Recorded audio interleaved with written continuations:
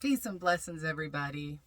Welcome back to my channel. I'm Lon Diamond, and this is going to be another episode of When Gang Stalking Gets Real. This is another video that I promised, and before I get into it, you guys, I just want to say thank you so much. Thank you for subscribing to my channel once again. Thank you for tuning in. Thank you for taking interest in the information that I have to deliver. That's been put on my heart to to deliver through this medium. So it's a blessing to be here. It's a beautiful day here in Florida. But I wanted to as you can see the title in the video, it's When Gang Stalking Gets Real. But they want you to, and they need you to die in your sin. As we all know, for those who are victims of gang stalking, organized mobbing, or have been put into a gang stalking program, it is it's no laughing matter. It is real. It's a serious matter. And so when you realize that ultimately the plan they have for you was to perish in the fire, and it comes down to the point that if we don't change our ways at some point, we could very well end up falling into their traps and definitely die in our sins. And I want to speak with you about that. And I want to first say, I call this series When Gang Stalking Gets Real because first and foremost, it's first-hand information. These are things that I have experienced in my gang stalking program, on my walk, in my journey of my spiritual walk and journey. But pretty much everything that I tell you in these When Gang Stalking Gets Real videos is things that I haven't shared with anyone. And that's a part of the program, is where things that happen to you are so vicious and heinous and evil, over the top evil, that if you even mentioned it, people would think that you're crazy. So we tend to hold these things in. And I mentioned before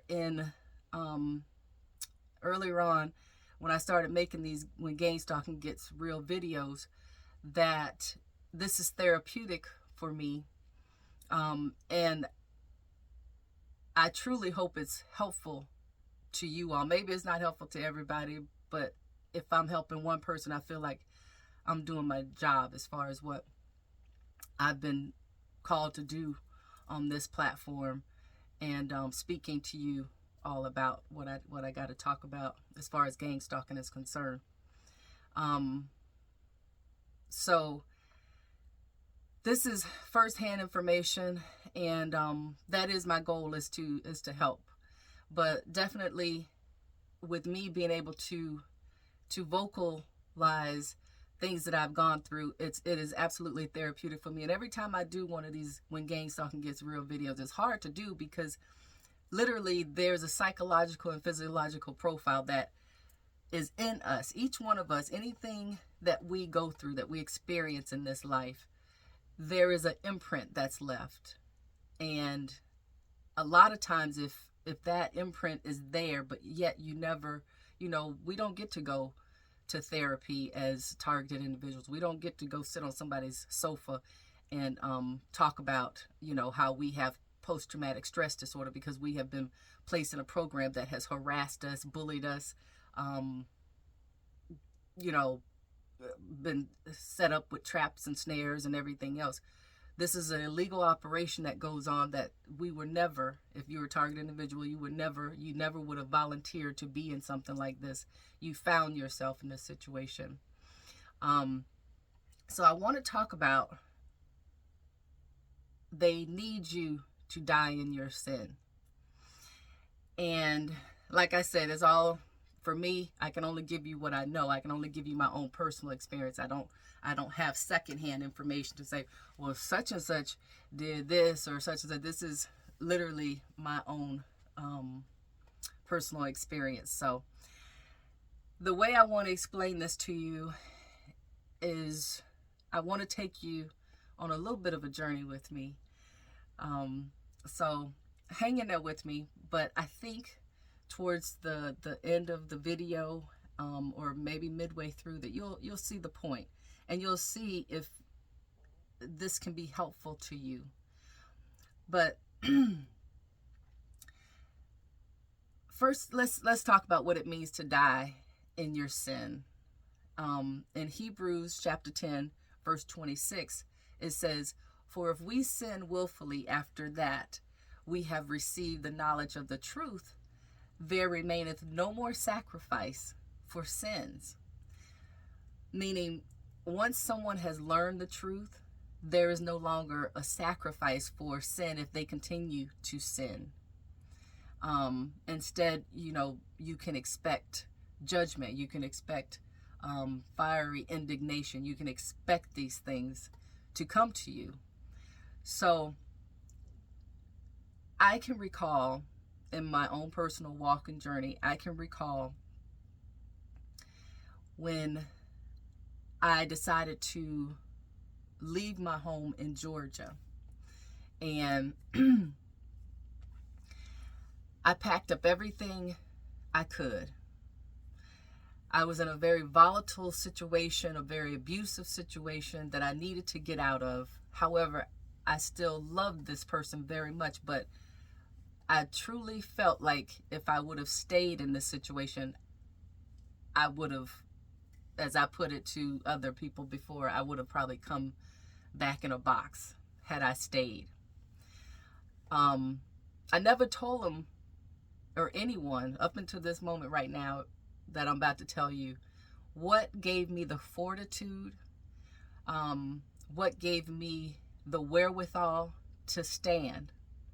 But in this little Mercedes, it's beautiful. Actually, it wasn't small. It was a CLK 430, beautiful convertible that my husband had given me for one Christmas present. And I packed up. At this point, I had packed up everything I could, and it was the last day that I actually was at our home, and it was 9/11, ironically, the day that the Twin Towers were hit.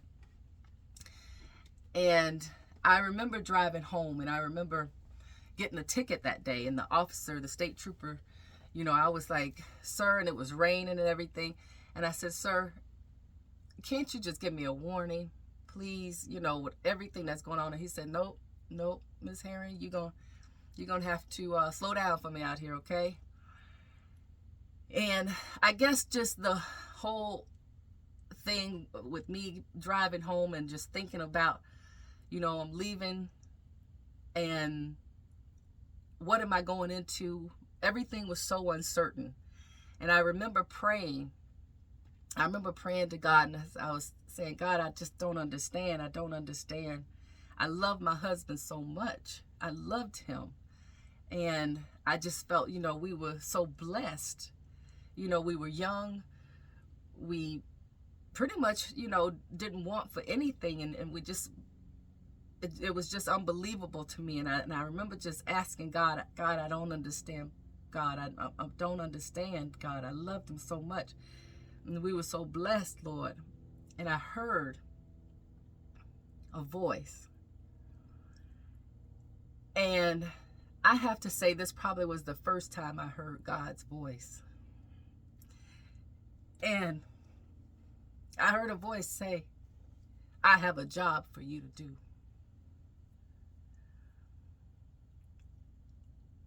And I heard that voice, and I was thinking, I'm like, this is what I was expecting. I was expecting some insight on which way do I go, because my family had all turned their back on me. When things were good, friends were plentiful, but it was just everything was falling down around me. And The voice said, I have a job for you to do. And God said, you keep walking. You keep walking. And I literally, after hearing that, I think I adjusted my shoulders and I held the steering wheel a little tighter, and I kept going on my journey, making it back from Georgia to Florida.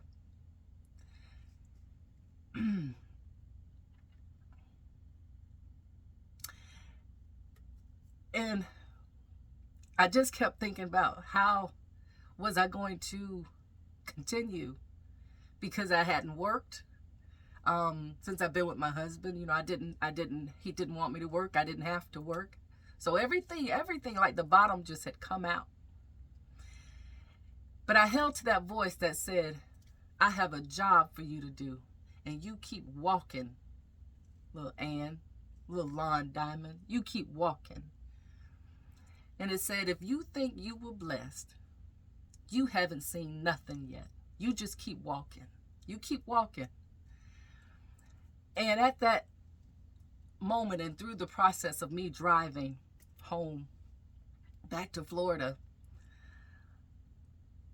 that resonated in my mind.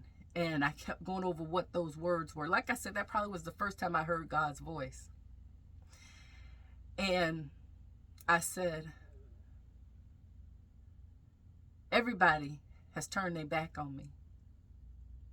The only safe place for me right now, I knew, was going to be in God's word. The only refuge I had was to obey his laws and his commandments. I knew somehow that voice said, you walk in the straight and narrow now. You got to walk the straight and narrow. I couldn't veer off. So, and let me say this too.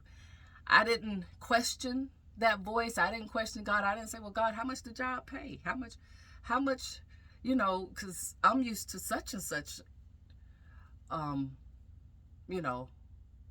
of a salary, or I need this. It was just clear that I had to keep walking. And to get myself back together, I got a little job at a boutique in Tampa. Now, mind you, I had been in management before. I had written articles. I had done all these things, but I said, I got to get myself back together, get myself back in rhythm. And I said, let me just get a little job to bring in a little money, but to also kind of get me back into the swing of things as far as being back at a workplace. So I took a little job at a boutique. And I remember walking out to leave to go to work. I didn't have to be there really actually until a few hours, but I was going to head out early to get some things done and to, and then go on to work. But I walked out and my car was gone. The Mercedes that my husband bought me was just gone. Myself, knowing my husband, he probably had the car picked up. However, God said, you keep walking. And what that meant was, don't look back. Don't look back. That's so important in this. So I called a friend that I knew from years ago, and I told him the situation, and he called a friend and said, look, man, can El, use one of your cars, because the guy had, it was a little hoopty that he had parked in his garage, but he wasn't using it. And I say it was a hoopty because that's what we would call it. It was about a 1987 Honda Civic, no AC, but he was gracious enough to say, yeah, no problem. And I never did call my husband, but I made it to work. I never did call my husband to ask what's up with the car, or where is it, or what's going on. But I found out that a relative had called and said, because they got word that the car was gone, and they said, you know, what's going on?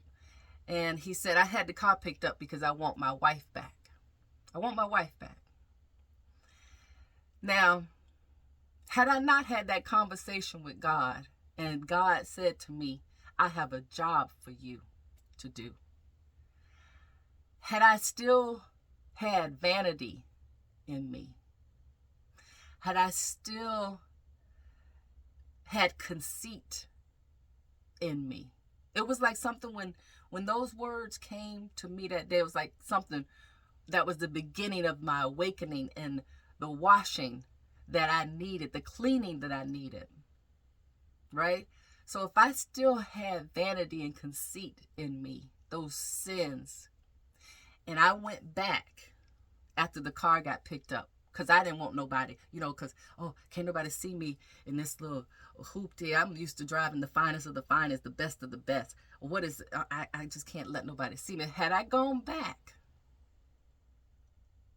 I have no doubt in my mind that vanity and conceit would have met her fate. Why? Because my husband was so angry with me. He wasn't himself for a long time. So angry. And mind you, probably only weeks before then, he tried to run me over with that same Mercedes. But sometimes, you know, vanity and conceit and narcissism and everything else can set in, and you go back. Not because not because I would have loved my husband. I'm going back to make it work. No, I just can't let nobody see me like this. Vanity would have met her fate. Not long after that, I would say probably a few weeks to a month after that, I got a call from my former neighbor in Atlanta, up in Stone Mountain. And he calls me and he says, hey, how you doing? And I was friendly with him because I had a girlfriend that worked at a cosmetic counter in Atlanta, and I had introduced her to him. That's how we were kind of cool, you know. And so he says, well, what's going on? I said, well, you know, I'm here in Florida, and I couldn't take it anymore, Chuck. I filed for divorce, and I think it's best that I keep my distance at this point. So I'm not in Atlanta, I'm in Florida. And he says, well, I knew something was up because Greg called me and he said that he had something in the house that he forgot to bring down, and he wanted me to go in through the garage and bring the item from the bedroom and bring it outside and put it by the doorstep because he had somebody that was supposed to come by and pick it up. And he said when he went into the house, he heard, when he walked into the foyer, he could hear loud and clear. It was like a sex sound, like somebody was having sex, or people were having sex. And he says, but I made my way upstairs, and I noticed when I got to the bedroom where he said the item was, that there was a video playing. And the video was a video of my husband and another woman having sex. And I said, And I said, was it me? And he said, no, it definitely wasn't you. It wasn't you. That wasn't you. He said, but they were in y'all bed. And so I heard what he said. And I have to admit that one time in my life, had I caught my boyfriend cheating, it was nothing for me to go over and bust some windows out. I would kick dents in cars, fight, whatever, because I had jealousy in me. Lust, rage, envy was in me. Had those things still been in me, those sins that I was carrying around, had they still been in me and inside of me, and I went back to stake my claim and say, I know you ain't got no other woman in our bed. I know you ain't brought them up in the house now because I'm upset because it's on video and you're in our bed and you got them in the house and all this kind of stuff. And you got nerve to videotape it. My gosh. Had I wanted to go back and stake my claim and speak my piece and say what I needed to say and prove that this is my man and you gonna get this thing up out of our bed and this and that, I have no doubt in my mind, jealousy, envy, rage would have met her fate.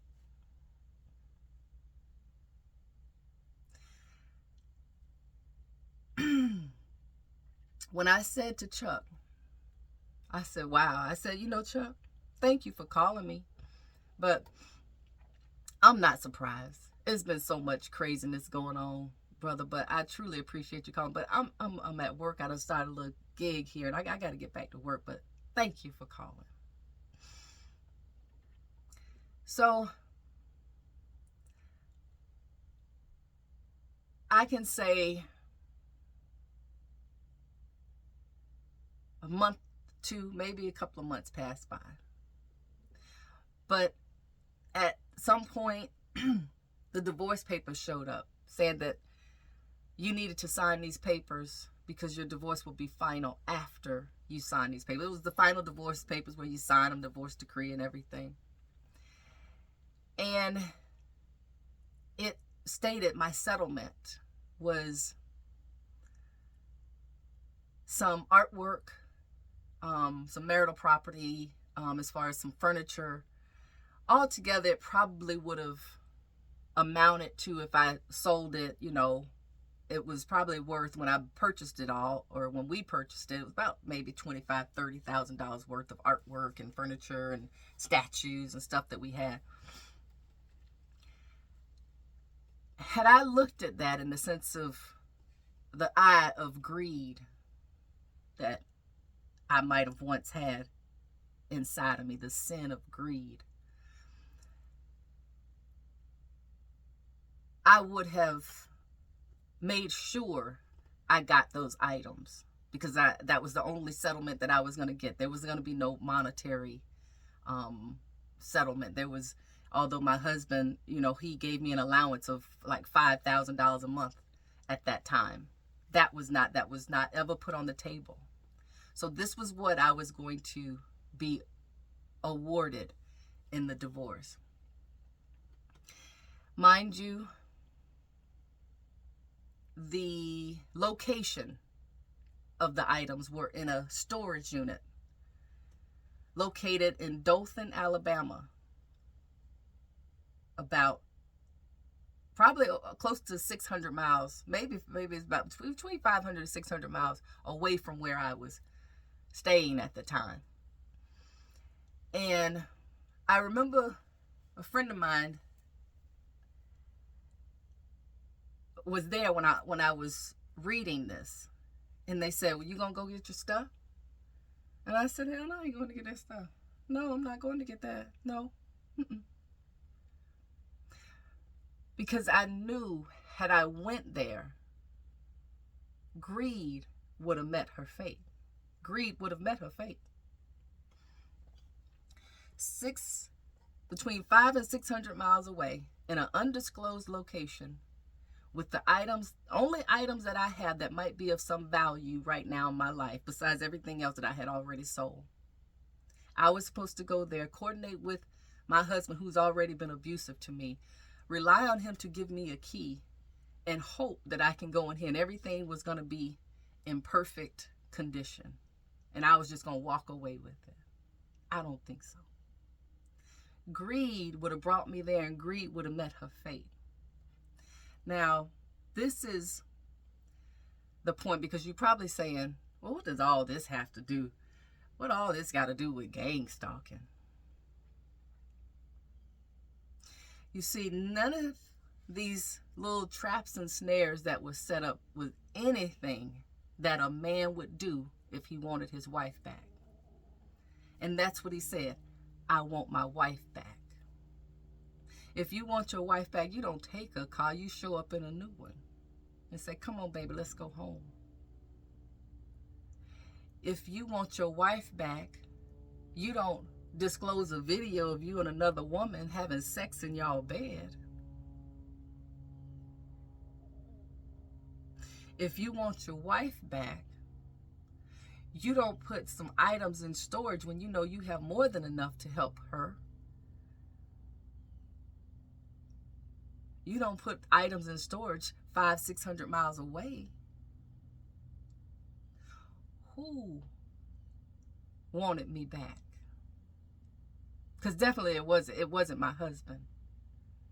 You see, this is the level of evil that we are against, that we get to witness, that's in place. See, we fight not against flesh and blood, but spiritual wickedness and principalities in high places. See, we think the gang stalkers that we see out here on street level are what we're really dealing with. See, these people had a lot of money at stake. And little Miss Lon Diamond was not going to get in their way.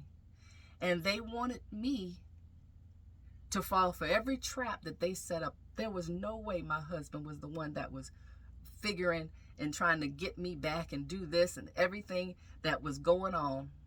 No, the people that were orchestrating the whole scene. And like I said before, these people come with scripts. They have scripts. And they needed me to die in my sin, but they were unaware that I had already had the conversation with God. They weren't there in the car. They thought, we know she'll come back for the car. We know she'll come back. She's been known to act a fool. They probably been watching me so long, they probably used to see me when I was in my early 20s acting the fool with the boyfriend. Who knows? But everything they tried to set up was for me to die in my sin. You see, if you continue to sin, eventually it's going to catch up with you.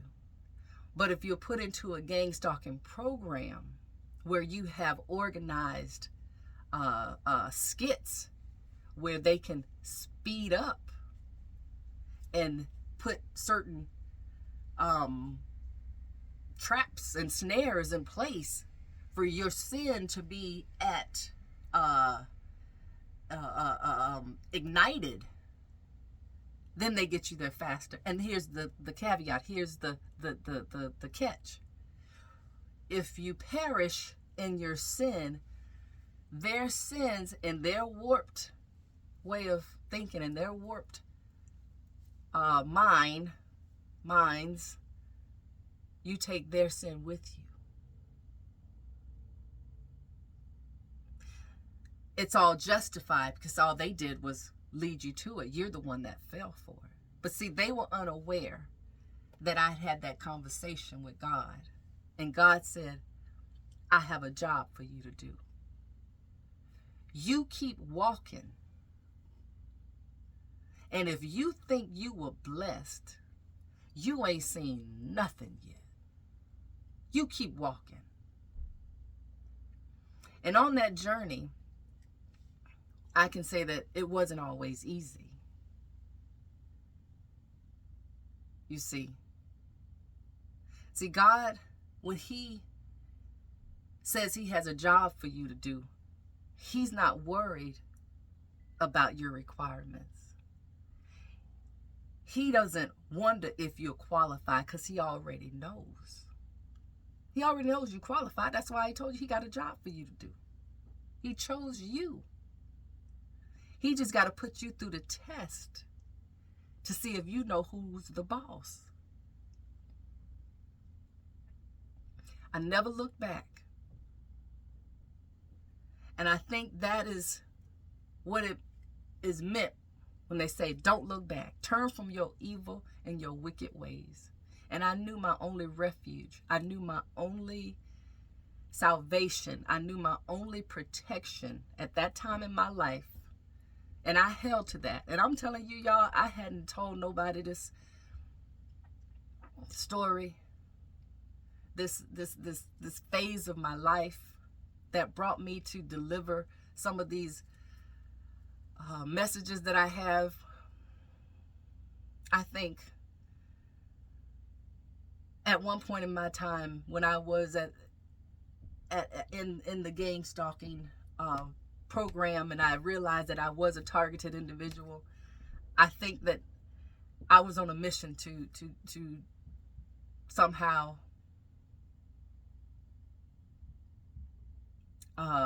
end it all. But I held on to God's word, and I'm grateful that He allowed me to be able to verbalize this. And that's what I mean when I say they need you to die in your sin. They need you to justify their crimes by leading you to where you would probably normally have gone had you not had the conversation with God. So, you all, like I said, it's so crazy, because I think about how something had my husband so different from himself. He was so angry with me all of a sudden, and I never cheated on my husband. I never went out of our marriage. I never brought another man in our house or in our bed, but he hated me. So who knows what these people were doing when my husband wasn't at home.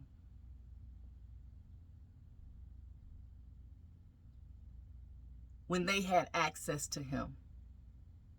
What type of brainwashing, what type of hypnosis, what type of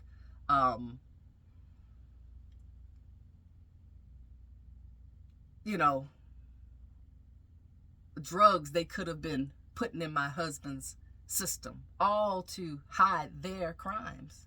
Because see, they got a lot of money for this man. They never disclosed how much. I don't think my husband ever knew how much money them people got for him. But they wanted to get it all back. And all of a sudden, little Miss Lon Diamond shows up and he asked her to marry him. They didn't expect it. So they needed to get me out of the picture. But they needed to do it where their hands would be clean. And that meant me dying, lead her to a point where she dies in her sin. And if he kills her, that's all the better. See, we're dealing with high level wickedness. See, we look at sometimes these people, the lawmakers, are the ones that are putting people in jail, yet who's minding the lawmakers who are criminals?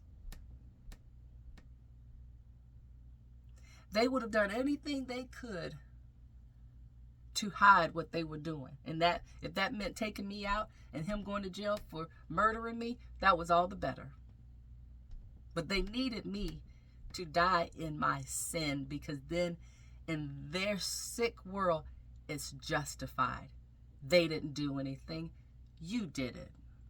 You should have been able to control you should have been more disciplined if you'd perish in the traps and the snares that they set up.